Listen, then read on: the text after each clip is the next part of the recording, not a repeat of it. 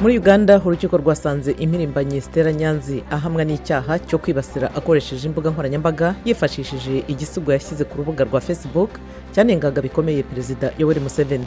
Nyuma y'amezi 3 y'imishyikirano y'ibigo bya ONU, imitwe yitwaje intwaro n'abafatanyabikorwa, abahungu 32 bari abana bakoreshejwe mu gisirikare na SPLM bagiye gushyikirizwa imiryango yabo.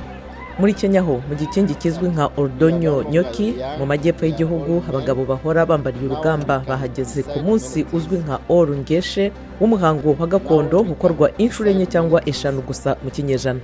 Abanyeshuri bihereje imihanda mu murwa mukuru wa Algeria Alger bigaragambya ku munsi wa 24 yikurikiranije bamagana ingoma iri ku buyobozi basaba ko abatawe muri yombi mu bifitanye isano n'imyigaragambyo barekurwa. Mu gihe umugabane wa Afurika witeguye gushyira mu bikorwa amasezerano akomeye y'ubuhahirane buzira amahoro y'ibihugu 54, abanyemari benshi barimo gutera imbere muri Nigeria bafite impungenge zo kuzabihomberamo igihe ibigurishwa bikorerwa ahandi bizaba bihendutse.